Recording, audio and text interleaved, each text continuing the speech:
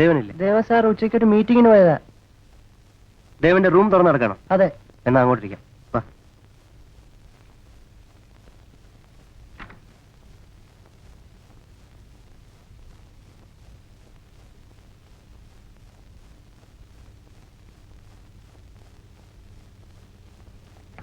ഏയ്,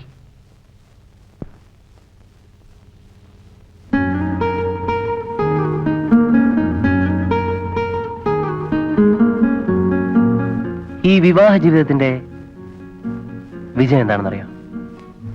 പരസ്പര ധാരണ.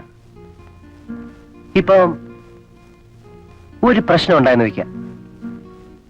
2 തവണ ഞാൻ ക്ഷമിക്കുമ്പം ജയന്തി ഒരു തവണ ക്ഷമിക്കണം. എന്താ, ശരിയല്ലേ? 2 തവണ ഇതിനു മുമ്പ് ജയന്തി പറയുന്ന ഞാൻ അനുസരിച്ചിട്ടുണ്ട്, ക്ഷമിച്ചിട്ടുണ്ട്. ഇപ്പം ഞാൻ എന്തെങ്കിലും ആവശ്യപ്പെട്ട ജയന്തി അനുസരിക്കണം, ക്ഷമിക്കണം. അയ്യോ വേണ്ട, നമുക്ക് പോകാം. ഞാനിപ്പോ പറയുന്ന താനുസരിച്ച് അതുകൊണ്ട് എന്ത് സംഭവിക്കാൻ പോകുന്നു? വേണ്ട ബാബു, പ്ലീസ്. തന്റെ ഈ വാശി അനാവശ്യമാണ്. ഞാൻ അതിലേറെ വാശിക്കാരനാണ്. ഇതെന്താണ് ഈ കയ്യിലിരിക്കുന്നത്? നമ്മുടെ വിവാഹ ക്ഷണക്കത്ത്.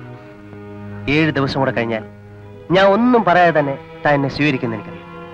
പക്ഷേ അതിനു മുമ്പ് എന്നുള്ളതാണ് എന്റെ വാശി. എന്താ ബാബു എന്നോട് ഇങ്ങനെയൊക്കെ പറയുന്നത്? ജയന്തി, ഇത് യാതൊരു ആവശ്യമില്ലാത്ത കാര്യമാണ്. തനിക്ക് വേണ്ടി ഞാൻ എന്തൊക്കെ സഹിച്ചു. തന്റെ കുടിയനായ ഇളയച്ചൻ എന്നെ തെറി പറഞ്ഞപ്പോ ഞാൻ സഹിച്ചില്ലേ? എന്റെ അച്ഛന്റെ മുമ്പിൽ ഞാൻ എല്ലാ കാര്യവും തുറന്നു പറഞ്ഞില്ലേ? അതാണ് എന്റെ പരസ്പര ധാരണ. പിന്നെ എന്തിനാ എന്നെ എതിർക്കുന്നത്? എന്റെ വാശി ജയന്തി ഇപ്പോഴേ മനസ്സിലാക്കണം. അത് അംഗീകരിക്കാൻ വേണം.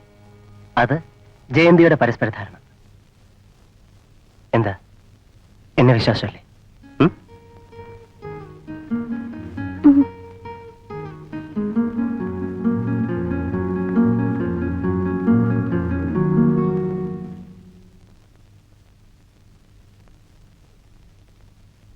എന്തിനാ ഫോൺ ചെയ്യാൻ പറഞ്ഞേ? എന്റെ ഡാഡി ഇന്ന് അങ്ങോട്ട് വരുന്നുണ്ട്. അത് പറയാനാ. ഡാഡി വളരെ സീരിയസ് ടൈപ്പാണ്. അത് കണ്ട് പെരുമാറിക്കൊള്ളണം. ആള് വലിയ വൃത്തിക്കാരനാ. അതുകൊണ്ട് വീടൊക്കെ നീറ്റാക്കി ഇടണം കേട്ടോ. പിന്നെ ഡാഡിക്ക് ആരും അധികം സംസാരിക്കുന്ന ഇഷ്ടമല്ല. അത് ഓർമ്മ വേണം. കൃത്യം 2 മണിക്ക് ഡാഡി വരും. ഓക്കെ?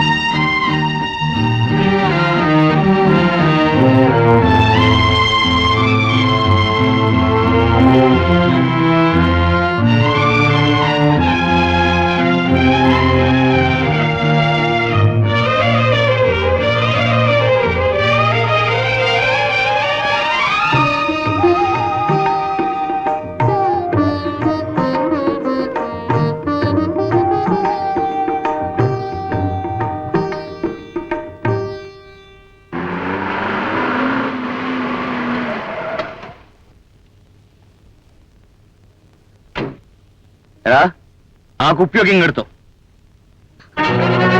കണ്ടു അമ്മേ, നീ വന്നിരിക്കുന്നു. എന്റെ ജീവിതം നശിപ്പിക്കാനേ വന്നിരിക്കുക. ഇവിടെ നിന്ന് കുടിക്കരുത്. ഇതുവരെ ഇങ്ങനെ പറഞ്ഞിട്ടില്ലല്ലോ. പിന്നെന്താ ഇന്ന് മാത്രം? ഇതുവരെ പറഞ്ഞിട്ടില്ല, നാളെയും പറയില്ല. പക്ഷേ ഇന്ന് പറയുന്നു, കുടിക്കരുത്. അപ്പോ ഇന്നെന്തോ പ്രാധാന്യമുണ്ടല്ലോ ഭാർഗവി.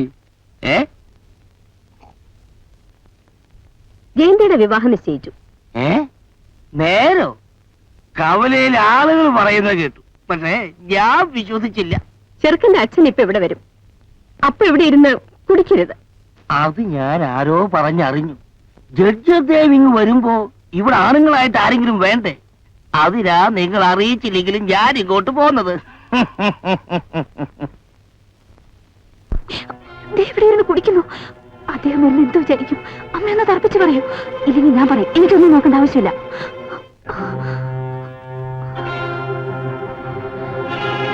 കുടിക്കരുതെന്ന് പറഞ്ഞില്ലേ? എന്താ ഭാർഗവിയുടെ ശബ്ദത്തിന് ഒരു ഖനം? ഓ, ജഡ്ജി അദ്ദേഹത്തിന്റെ പിൻബലമായിരിക്കും അല്ലയോ? ആണെങ്കിലാണ്, പക്ഷെ കുടിക്കരുത്. ഞാൻ കുടിക്കും. ഞാൻ സമ്മതിക്കില്ല. നീ ആരാണ് ഈ സമ്മതിക്കാതിരിക്കാൻ? എടീ,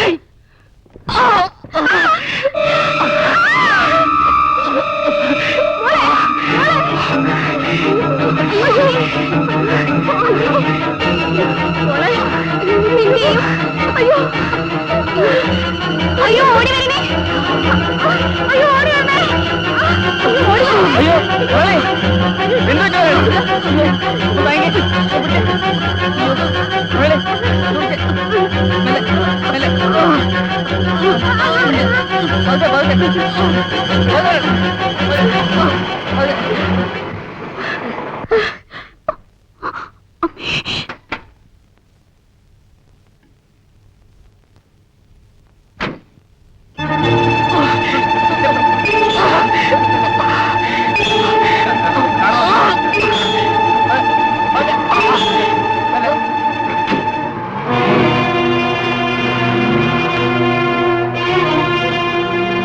ഇത് തന്നെയാണോ വീട്?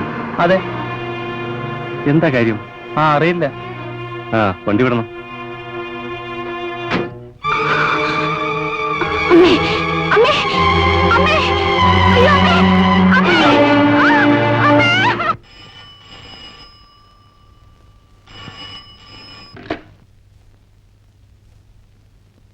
യെസ്, അതെ. ഓഹോ,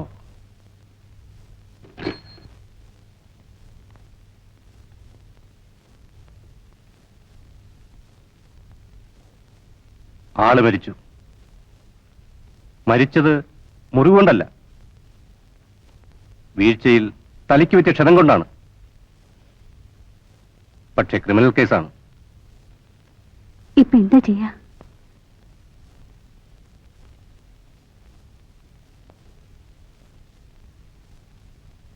ഈ വിവാഹം നടക്കില്ല, നടക്കാൻ പാടില്ല. എന്താ ഈ പറയുന്നത്? ഈ വിവാഹം നടക്കില്ലെന്നോ?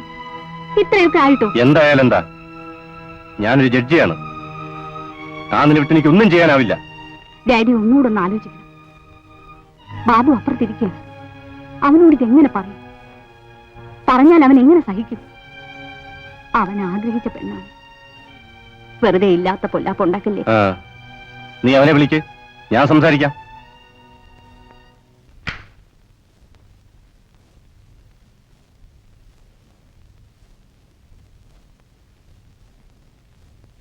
ഡാഡി, നീ സംഗതികളൊക്കെ അറിഞ്ഞിരിക്കുമല്ലോ. അവർ രണ്ടുപേരും നിയമപരമായി പ്രതികളാണ്. നാളെ അവരെ ശിക്ഷിക്കേണ്ട ചുമതല എനിക്ക് വന്നേക്കും. നിന്റെ ബന്ധുക്കളെന്ന നിലയ്ക്ക് എനിക്ക് വിട്ടുവീഴ്ച ചെയ്യാനാവില്ല. നീ പറയുന്ന കേൾക്കുന്നുണ്ടല്ലോ. രണ്ട് മാർഗങ്ങളാണുള്ളത്. ഒന്ന്, ഡാഡി ജോലി രാജിവെക്കുക, ഈ വിവാഹം നടത്തിത്തരിക. അല്ലെങ്കിൽ നീ ഈ വിവാഹം വേണ്ടെന്ന് വെക്കുക. നീ എന്തു പറയുന്നു? എന്തിനും ഡാഡിയുടെ താല്പര്യമാണ് എനിക്ക് മുഖ്യം. ഡാഡിയുടെ പ്രസ്റ്റീജിനെ ബാധിക്കുന്ന എന്ത് തന്നെയായാലും എനിക്ക് പ്രശ്നമല്ല. എന്താ മോനെ നീ പറയുന്നത്? ഞാൻ പറഞ്ഞെന്താ തെറ്റാണോ? ആ കുട്ടിയെ നിനക്ക് ഇഷ്ടമായതല്ലേ? അതെ, ഈ വിവാഹം നടക്കാതായാൽ ആ കുട്ടിയുടെ ഭാവി എന്താകും? അത് സത്യമാണ്. പക്ഷെ ഞാൻ അത് ചിന്തിക്കുന്നതിന് മുമ്പ് എന്റെ ഡാഡിയെ പറ്റി ചിന്തിക്കണ്ടേ? ഞാൻ ആ കുട്ടിയെ കണ്ടത് ഇന്നലെയാണ്. എനിക്കിഷ്ടമായി. അതുകൊണ്ടാണല്ലോ ഞാൻ ഇതുവരെ കൊണ്ടെത്തിച്ചത്. പക്ഷെ ഇപ്പൊ ഈ ചുറ്റുപാടിൽ എന്നെ ഇതുവരെ വളർത്തിയ ഡാഡിയുടെ മുഖത്ത് കരിവാരി തേക്കാനാണ് മമ്മി പറയുന്നത്.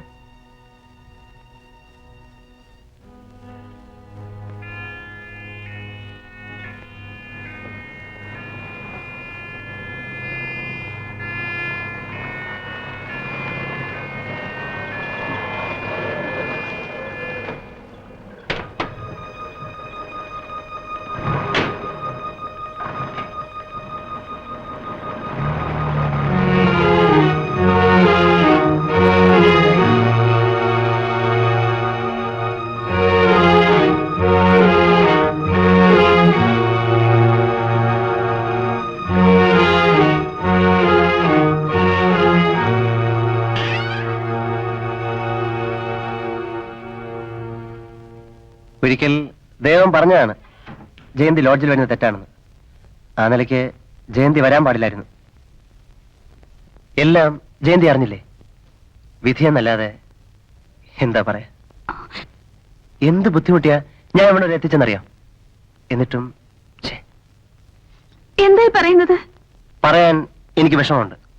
ജയന്തിയുടെ അമ്മയുടെ മനസ്സ് നോവിപ്പിക്കാൻ ഞാൻ പറഞ്ഞാൽ ജയന്തിക്ക് ഇഷ്ടപ്പെടും. അച്ഛനമ്മമാരാണ് നമ്മെ വളർത്തിയത്.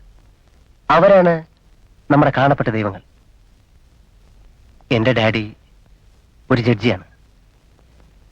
ഡാഡിയെ വേദനിപ്പിക്കുക എന്ന് വെച്ചാ ജയന്തി പ്ലീസ് എല്ലാം മറക്കുക. അയ്യോ, എന്താ ഇങ്ങനെയൊക്കെ പറഞ്ഞ് എന്നെ വിഷമിപ്പിക്കുന്നത്? കല്യാണക്കുറി അടിച്ച് എല്ലാവർക്കും കൊടുത്തു. എന്റെ കല്യാണം നടന്നില്ലെങ്കിൽ? നടന്നാൽ എന്റെ ഡാഡി ജീവിച്ചിരിക്കില്ല. തെറ്റ് നമ്മുടെ രണ്ടുപേരുടെ അല്ല. ആ നിലയ്ക്ക് ഞാൻ എന്താ ചെയ്യുന്നത്? അയ്യോ, മുഹൂർത്ത സമയത്ത് എന്റെ കഴുത്തിൽ താലിയേറ്റി മാത്രം മതി. പിന്നെ പിന്നെ എന്നെ കാണുക വേണ്ട ബാബു. എന്റെ കല്യാണം ആ സമയത്ത് തന്നെ നടക്കണം.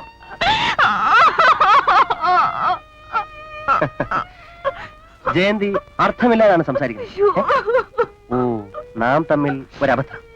അതിന് ഞാൻ പരിഹാരം ഉണ്ടായി തരാം.